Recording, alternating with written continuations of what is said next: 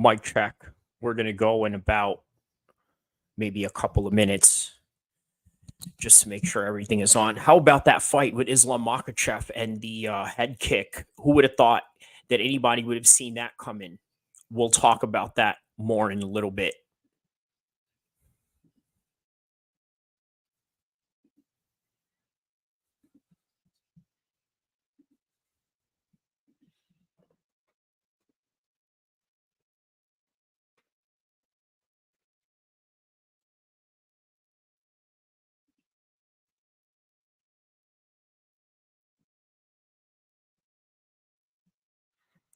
All right. We're going to start on the 5 minute mark. Go ahead and write in the comments below where you guys are listening from. Who saw that fight? 294. We're going to go over the entire card, co-main event and main event at the same time.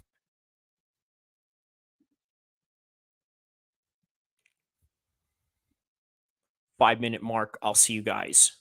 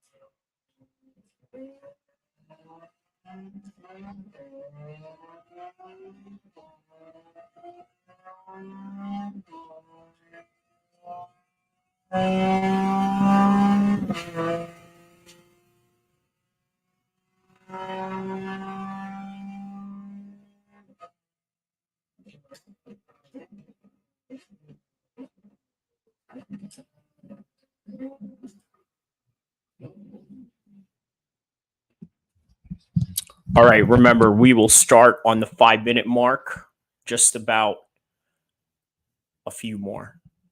Right on the 5 minute mark, we will start and kick right off. Don't forget to like and subscribe to Kyrie Abu El-Kheer MMA channel, and we will go live at the 5 minute mark of this particular live.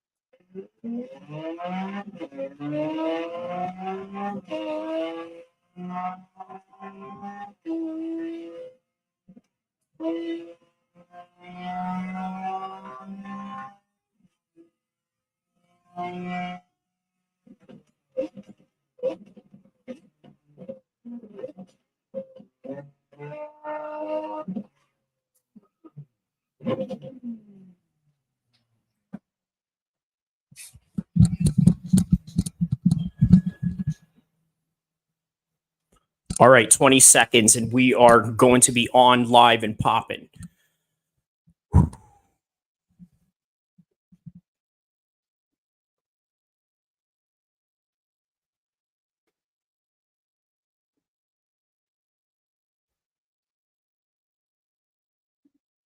So, for those that are watching in this current moment of time, the reason why I titled this particular episode Muslims Win at UFC 294, but a sad reality in Gaza is because when you look at the co main event, you look at the main event, and you look at some of the guys in the undercards and the prelims, including the Muhammad Makayev fight, which, by the way, the guy is just an absolute submission defense wizard. And we're going to talk about that in a little bit. But also, they made it more than just about a sport, which I think is one of the most fascinating things that I love about covering mixed martial arts, is the fact that you are dealing with a sport that not only goes into political aspects of realities, but also is not shy to talk about it. You look at Dana White, he always champions the idea of freedom of speech, no matter how outrageous or however you may agree or disagree with a particular narrative or not. He doesn't censor fighters. He believes in allowing you to say what you want to say, but also they do take certain precautionary measures to not create such hostilities. Like, for example, with the flag banned, a controversy that is happening in the current events of MMA. For example, they were going to allow flags in the UFC, which they have, especially within the Reebok era, when guys really just started representing their countries on their uniforms. Now it became prevalent. Well, now it got into the Ukraine and Russia war. It became controversial to where they were like, well, we're just not going to allow anybody to have any flags, because it's just not going to sit well with a lot of people if, let's say, a Russian fighter was to have his flag represented in front of a Ukrainian fan base or another fighter. So they try to make it as fair as possible. Now, Dana backtracked a little bit. He said that he was going to allow the flags, and then now they're not going to. And I think it may have a lot to do with the Palestinian and Israeli conflict going on, because they don't want to create any controversies. And can you blame them? But nonetheless, the fighters are going to be the fighters. And this is the reason why we love them for who they are. Because no matter if they are the likes of Sean Strickland, Israel Adesanya, Conor McGregor, Khabib Nurmagomedov, Islam Makhachev tonight, Khamzat, Makayev, Ankalaev, and that crazy result that had happened. We're going to talk about that as well. Now, you can't stop them from wanting to talk about Gaza. What had happened tonight in every one of their post-fight speech? It was about Gaza. It was about reminding not just Gaza, but also the other atrocities that had gone on in the Muslim world. So I thought it was very interesting that we were able to take a look at that and think to ourselves, you know what? It's really awesome that they were able to speak on this, because can you imagine if this was the NFL, the NHL, or any, let's say, sports mainstream company that's a little bit more hesitant and wanting to put out content like that? Do you think that they would allow their athletes to speak in this kind of matter? Like and subscribe right on the comments below, and let me know what you think if, let's say, the NBA was to allow somebody to speak on pro-Gaza or pro-Palestinian issues, which, by the way, is one of the things that you really have to champion and admire Dana White for, is that he's very consistent in allowing guys to say what they want to say. You look at what happened with the Khabib McGregor fight in 2018. It was very obvious that Conor McGregor wanted to pick at the particular religious dogma and contrasting views of the Western world and the Muslim world within his fight with Khabib, and put that out in the forefront, challenging him on certain issues, allowing him to, let's say, hey, are you going to drink or not drink? Or allowing Khabib to get into a whole nother level of rivalry that you would have never imagined, especially with the likes of Khabib going to the level that he did. And what exactly did he do? He attacked Dylan Dennis, and fast forward to 2023, here we are. He's now creating another chaos, but that's neither here or there with Dylan Dennis. But nonetheless, Dana White is very consistent in allowing the fighters to speak how they wanted to speak. Islam Makhachev got to do that tonight. Khamzat Chimaev was able to do that tonight. And not only that, the other fighters such as Makayev and other Muslim fighters that were represented in that card tonight spoke their minds. And of course, can you say that it's because in the Arab world that it's a lot easier? Let's see, what do we have here? Mo says, no way the NBA would allow players to speak for Gaza unless it's LeBron James, but he's not going to say anything. He's going to echo the support for Israel the NBA has or has not say anything. Yeah. So, it's interesting you brought this up because I had seen Drake's dad asked on the airport by TMZ, hey, what does your son think about this? And it's very interesting that he doesn't have a position on it. Well, for one, we sort of know where Drake is from, his religious background and whatnot. We can sort of guess, right, which side that he's on, or maybe he's just on a neutral side like the majority of people in the world. You never know. But at the same time, it's not really relevant for you to want to ask Drake what he thinks about this particular issue. And of course, you can't blame other people from not wanting to speak on it. But tonight, you got to understand that, hey, you know what? Dana White is very consistent in what he says.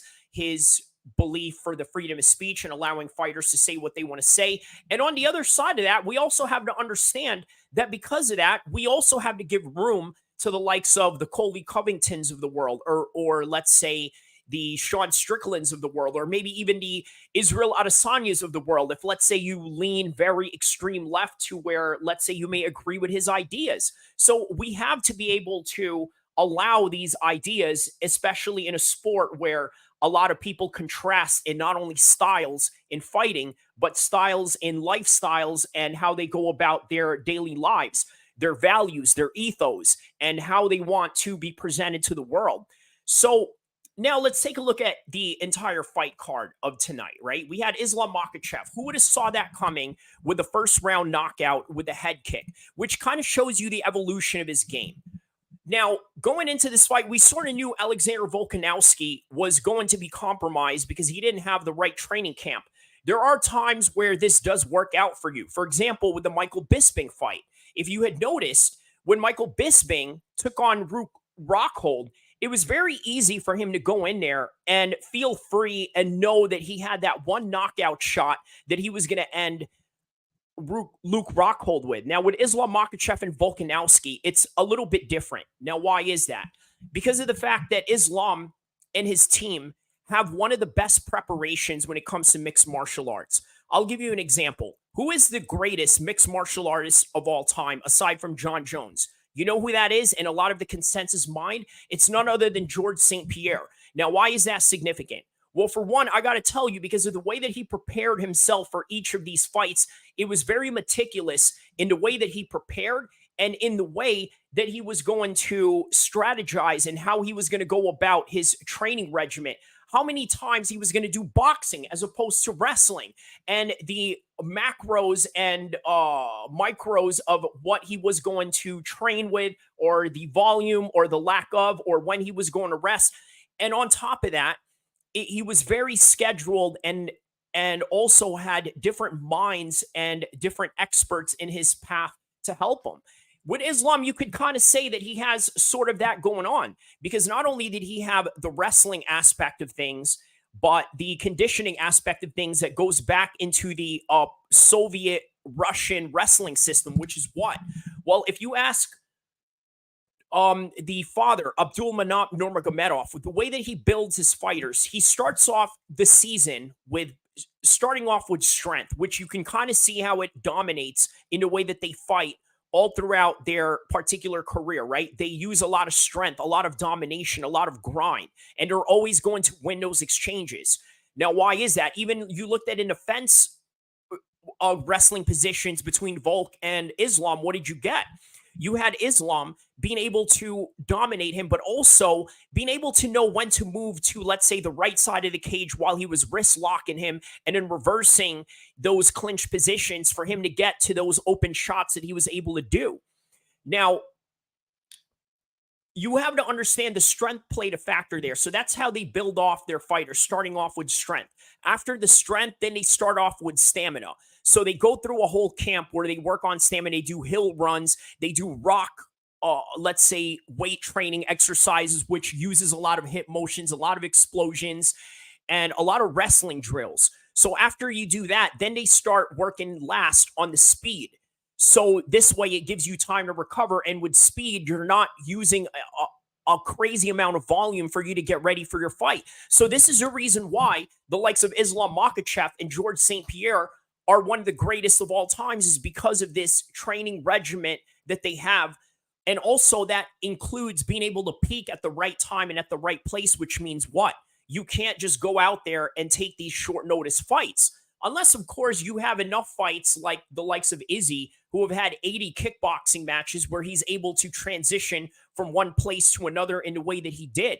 So, once again, this is the explanation of why Islam Makhachev is going to be the greatest of all time and how I compare that to his reign with, let's say, the likes of George St. Pierre, as in relationship to his reign in trying to understand who the greatest of all time and the patterns that it takes to be one of the greats, which, by the way, funny enough, Abdul Manap says that one of his favorite fighters that he's emulated is none other than George St. Pierre. And guess what? You ask George St. Pierre and Faraz Zahabi, they will tell you that the type of training regimen that they follow is that of the Soviet wrestling type of training system, which consists of what? Well, for one, they start off with, let's say, doing a lot of light volumes of training in the beginning of the training session, and then they load it up at the end. And so they go and do this repetitively all throughout the day. And what this does is it actually helps you recover rather than trying to grind your body out for an entire hour, rather than, let's say, working on the drills and then working hard and going in a fast pace at the end of it all. So that's the interesting aspect that I could really explain with the main event. I'm going to go through with the entire card as well, but first I'm going to go through with the Khamzat Chimaev and Kamaru Usman fight, and then I'm going to go through in the entire card. I'm going to take a break, play a video that I had made leading up to the fight so you guys can kind of get an idea of everything else. But for now, let's go into the Khamzat Chimaev Kamaru Usman fight. So in the first round, you'd notice that it was everything that we had expected with Khamzat Chimaev, which is what? He saw an opening to get the takedown, and that's exactly what he did. He bum rushed Usman, took him down to the ground, and controlled him for an entire 4 minutes. Now, in the second round, it was a lot contrasting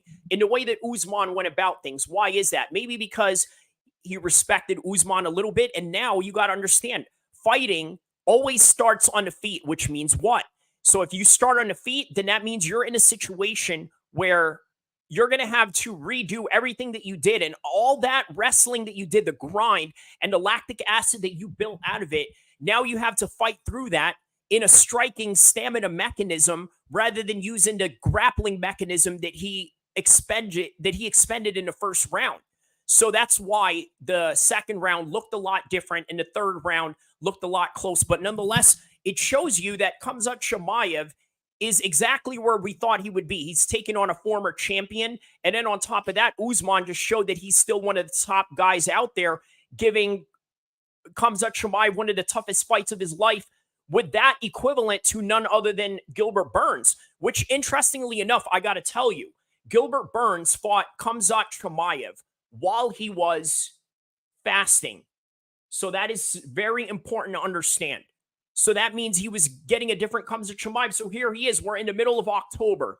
There's no fasting season going on, no Ramadan or anything like that. So what happens? He's in full 100% shape, taking on a guy who came out of the couch with Usman, and it was a very difficult fight, but it shows you that this is why they call combat sports the theater of the unknown, because you never know what is going to happen and how it's going to come about.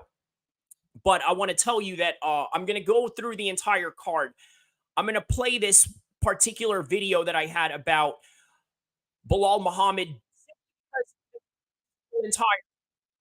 because the whole entire theme of this entire card is how a lot of the fighters were so bold in calling out Palestine the way that they did, right? And then just as we discussed, like our comment here from this guy Moo, he says, no way NBA would allow players to speak for Gaza unless it was LeBron, but he's not going to say anything because he's going to echo the support of Israel and NBA, or not say anything at all. So rightfully so. This is what I wrote, or I'm sorry, this is what I made in the video about Palestine versus Israel, how it will impact combat sports in the likes of Bilal Muhammad. So here it is. This was done 11 days ago. So let's see how much has changed from now till then. And after this video, or somewhere in between it, I'm going to stop it. If you guys want to watch the full entirety of it, But after this, I'm going to go through the entire card of UFC 294, just as I had gone over the co-main event and the main event of that fight, which was crazy and insane in of itself. Enjoy this video. I will be right back. The Palestine and Israeli conflict is brewing at the current moment, and in a much bigger way than it had happened before. Obviously, there's always been rocks being thrown at Israeli soldiers. You've had Hamas throw rockets constantly on a daily basis in the border of Palestine and Israel in the Gaza Strip. But what's new about this particular conflict? Well, obviously, there's hostages involved, and then there's a full-scale military operation that's being done towards Israel. Now, I'm not going to talk so much about the conflict because guess what? You can literally get this particular content anywhere out there. You can get it from mainstream news. You can get it from mainstream YouTubers that have a reactionary category to their particular channel. You're not going to get this particular content right now because everything that needs to be said has already been said when it comes to this particular conflict. And also, in particular, you also got to take into consideration that you can't win in these particular topics because you're either going to be for someone or against someone, and that's going to hurt some feelings one way or another. So the only people that win in this particular matter are the ones that stay neutral. And when you stay neutral, well, you don't get any heat about it. You don't get any type of static. You don't get people throwing heat at your name or calling you all types of things because you side from one place to another. Now, what do I think about the particular topic? Particularly, I don't think it matters. I think you can kind of have an idea of where I side. Maybe you do, maybe you don't. Or maybe it's somewhere in the neutral side of things. But one thing you got to understand, in the movies, they try to make it seem like there's a villain and there's a hero. And we need this in order to be engaged in the content that we are watching, in order for us to be left in suspense and for us to be asking for more. So therefore, we love action movies, we love drama, we love comedy, and to which most times there has to be a good guy and a bad guy. The Karate Kid, there was a clear good guy or bad guy, or was there? Because obviously years later, before they came out with Cobra Kai on Netflix as sort of a revamp of the Karate Kid and a continuation of its story, guess what? They had a YouTube video talking about how Johnny Lawrence is the actual good guy and Daniel Son or Daniel LaRusso is the bad guy. And they give multiple reasons as to why. So the reason why I thought that was, sort of interesting to bring up is because you got to understand, right? In the world of combat sports, it's not like how it is in, let's say, the world of Rocky or the world of, let's say, fictional Mortal Kombat or Street Fighter, where there's this clear cut of a good guy or bad guy, or depending on who you ask in terms of who is trying to tell the story. Now, tonight, if you, let's say you are on the side of, let's say, the other side of Gaza, for one way or another of how to politely put it, you may not like some of the comments that a lot of the Muslim fighters had said tonight. In fact, you may find them offensive. I've seen people online mention something to the effect where they felt offended whenever somebody would show support to Palestine, and not necessarily of any particular group, but just the particular civilians that are somewhat affected in a negative way in that particular region of the world. So they, even with just that of a minuscule support, it seems as though it is an attack against them. Take, for example, Sean Strickland. You take a look at what happened in a way that he came about with Bilal Muhammad. What had happened? They were arguing about the fact that, oh, well, Bilal Muhammad is supporting these people or this and that, when all Bilal Muhammad was just trying to do is support, let's say, the innocent Israelis and Palestinians, depending on how you want to interpret it, into that particular way of thinking. And then he just sort of misinterpreted it like, oh, well, you're this or you're that. So, in other words, what I'm trying to say is that you're never going to satisfy how anybody thinks about you in terms of your opinion. And again, in the fight world, that showed tonight. But guess what? The winners tonight got to speak their mind. And that's what I think the important thing that we have to understand about combat sports is that the winner speaks their particular narrative to the world.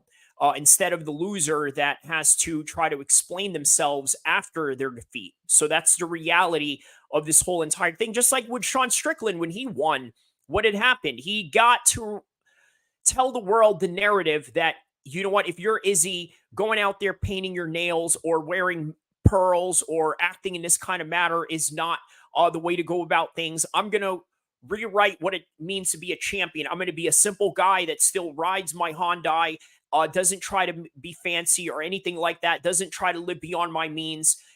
Which, in a kind of a weird way, you kind of look, the Dagestanis are sort of the same way, right? You look at Khabib, he was gifted a whole bunch of cars from Ramzan Kadyrov in the same way that Khamzat Chimaev had mentioned in the Nelk Boys podcast, that he was given all of these gifts from none other than Ramzan Kadyrov. And the same thing with Khabib, but what does he drive? None other than a Toyota truck, because it's what works. So guess what? He got to write that was what he wanted to show to the world what a champion was. Before Khabib, it was McGregor. He got to show in 2016 what it meant to be a world champion in terms of, well, you know what? This is the narrative that I want to spew to the world. So, but it convinced me straight away of all the years that I've been watching The Karate Kid. I always thought, man, this Daniel LaRusso kid, he comes in from New Jersey into California. Poor kid, living with all these rich white suburban kids in the valley of the Los Angeles area. And he gets picked on and bullied by Cobra Kai. So it seems that he goes and he fights back. And you think to yourself, you know what? This is a clear cut of who is the good guy and who is the bad guy. And in years later, in your adulthood, you tune into a YouTube video that tells you otherwise.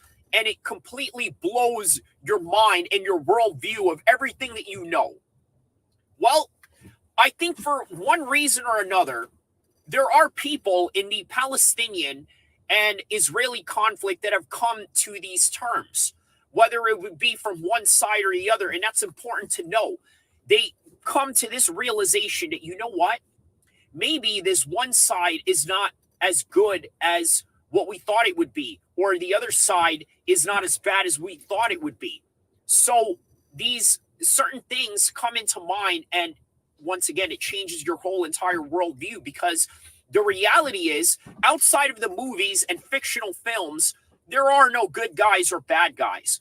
There is only gray lines. There are only people that have to make certain decisions based on the fact that, well, they are either oppressed or they have their backs against the.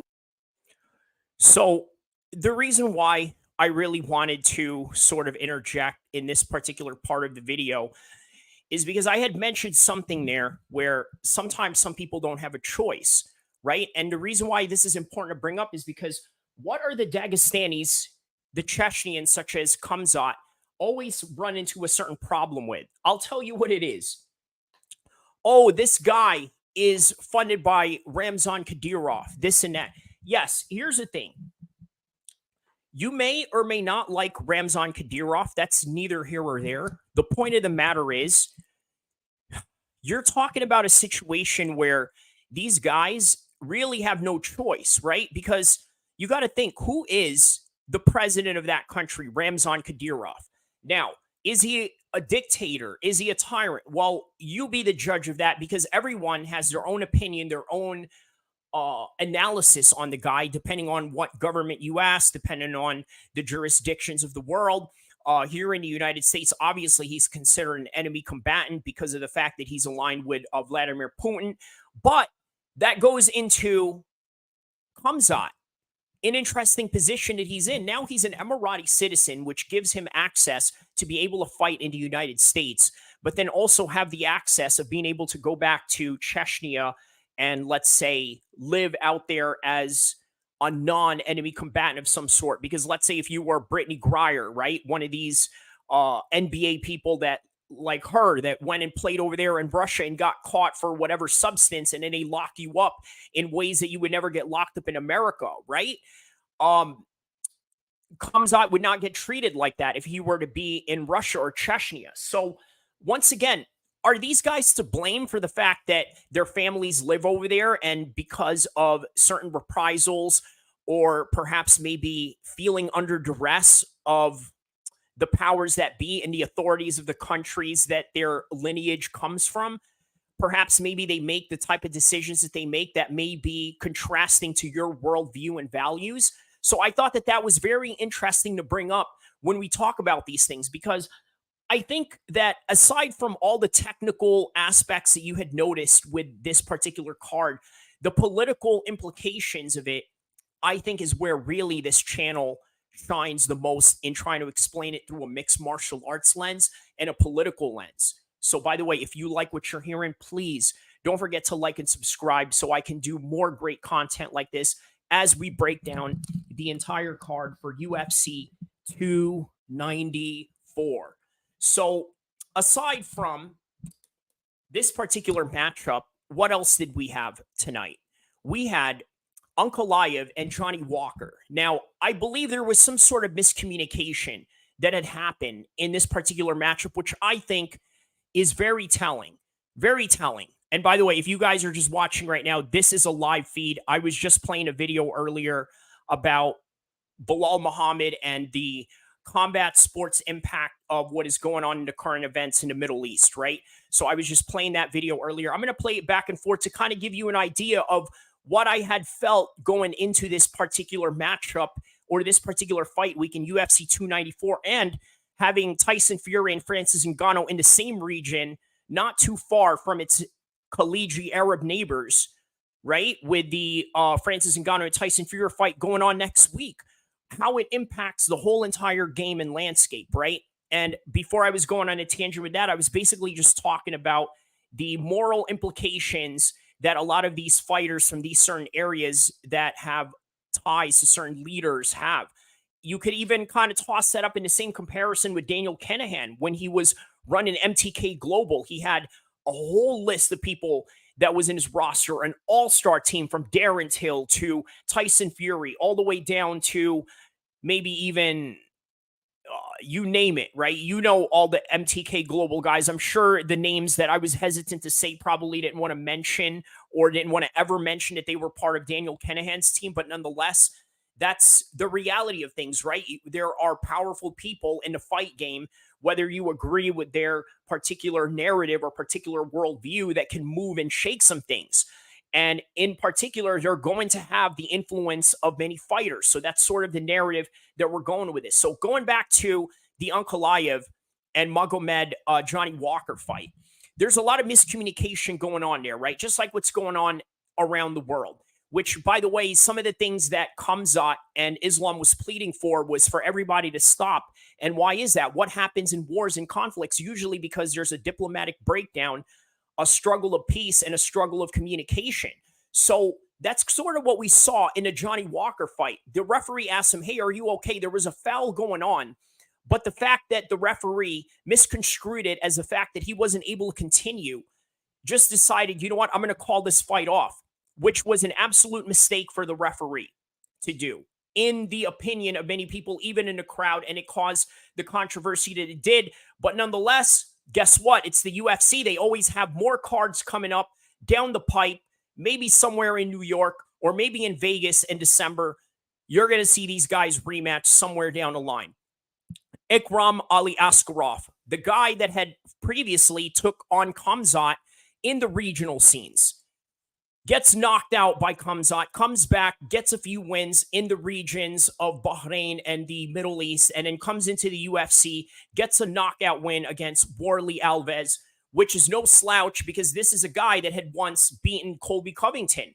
So here's Ikram now showing that the one loss that he had, especially to one of the best guys in the world right now, who I believe is going to get a title shot. And by the way, how crazy is it that one of the replacements they were going to have for this particular fight was Sean Strickland, but it never came to fruition. So here we are. Because of that, this is what we got. was this particular fight against Usman, which still is a great win. Former champion, a guy that was once the pound for pound #1 guy in the world. And then here he is. He's going to take on Sean Strickland, who is a former sparring partner of his. Said Nurmagomedov gets that guillotine choke. What did I say in the beginning of this particular prediction show when the fight was coming up? What did I mention about Said? When you try to push him up against the fence, he gets you in a guillotine, and lo and behold, he gets the win. And exactly that opens up the pay-per-view in that matter. Same thing with Muhammad Mokaev. The guy, I think, if you can rate his submission defense, it is up to 100. Why? Look at the way that Muhammad Mokaev had escaped multiple times in that fight. The way that you thought that he was going to get submitted. And then in the end, guess what happened? He went and took Tim Elliott down, handled him, used all the tricks in the bag for his particular mixed martial arts skills. And there he was, victorious in the end with a submission choke arm guillotine in the third round, 303. And then Muhammad Yahya loses by a decision against Trevor Peek. Debut for the local Emirati 155er. Unfortunately, just didn't have the striking percentage that Trevor Peek had. 67 versus Muhammad Mokaev, 49% striking percentage. Significant strikes, 62 for Trevor and 46 for Muhammad Yahya. Submission attempts were on Muhammad Yahya's side, but at the same time, Trevor Peek was just trying to grind him out, trying to get as much constant takedowns as he can, pressure him along the way. 4 out of 7 takedowns, wins the fight in the end. And by the way, speaking of which, I want to skip over just a fight just a little bit with Shara Magomedov, right? This particular fight. Now, this was the first fight of the night, okay? And what was really interesting about this fight was that he got taken down multiple times because he's just very free in the way that he throws the kicks. A lot of guys are very reluctant to throw kicks only because they don't want to get taken down.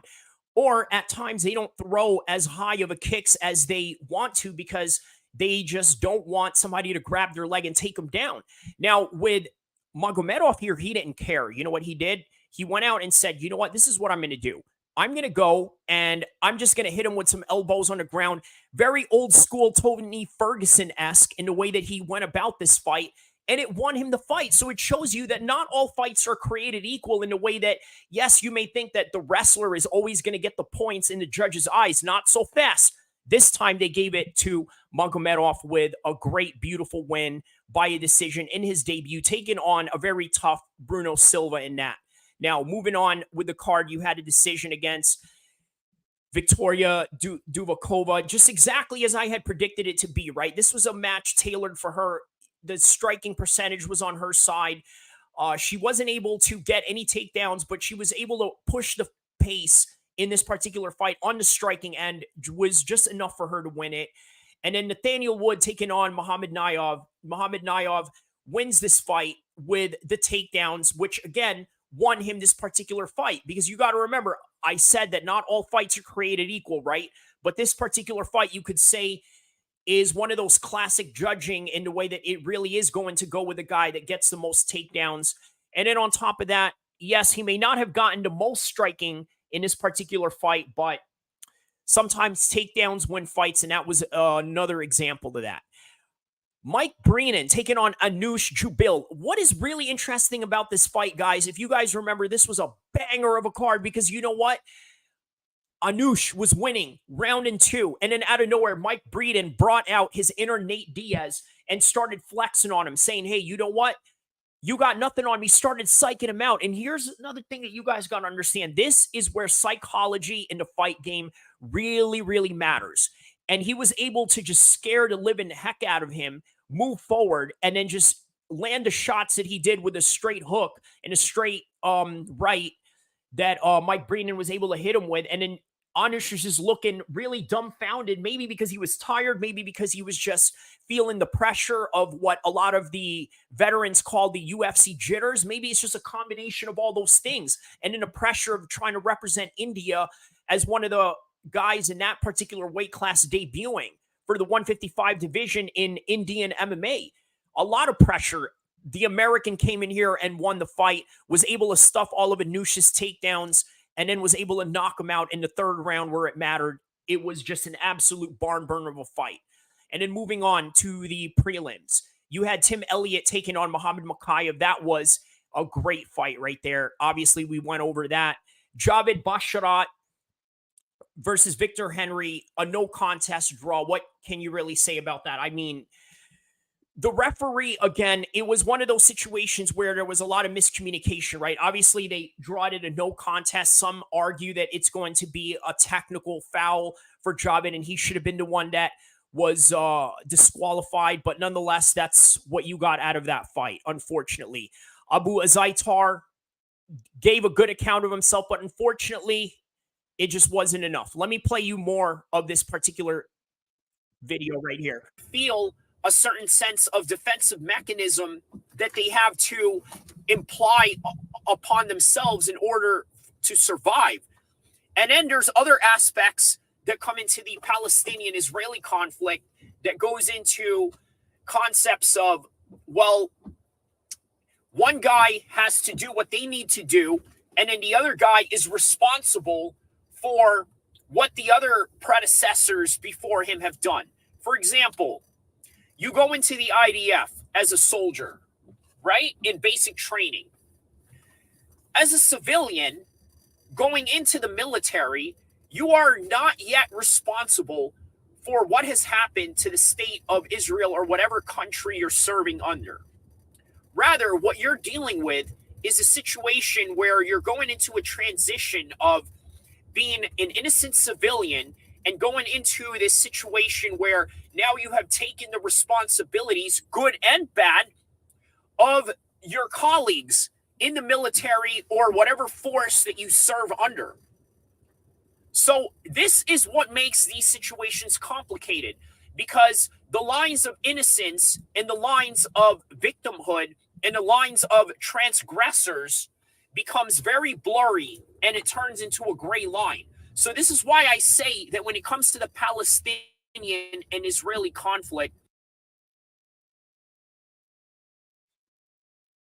Yeah, so what I was saying with that was, yeah, there are no good guys or bad guys in that particular war. And it's really well said by Khamzat Chimaev in the end, where he sounded very diplomatic. He mentioned something to the extent of, guys, doesn't matter if we are Muslim, Christian, or Jewish, we must all come together. It was very diplomatic of him, and I thought it was very beautiful. But at the same time, you can also sort of toss that up as, man, Usman really humbled you in that. And it was a great and tough matchup for him. But nonetheless, this was also a tough matchup for Abu Azaitar. As I said, going into this, it just seemed like Cedric Dumas seemed more like the prepared fighter in the way that he was in shape going into this fight, seemed more of the, let's say, lean quintessential fighter, as opposed to Abu Azaitar, who looked like he was just coming off of a squat rack session, right? Just looking buff, looking really huge, right? In a very, well, let me just say this, in a very suspicious way. Take it how you want, right? It's just objectively how I look at it.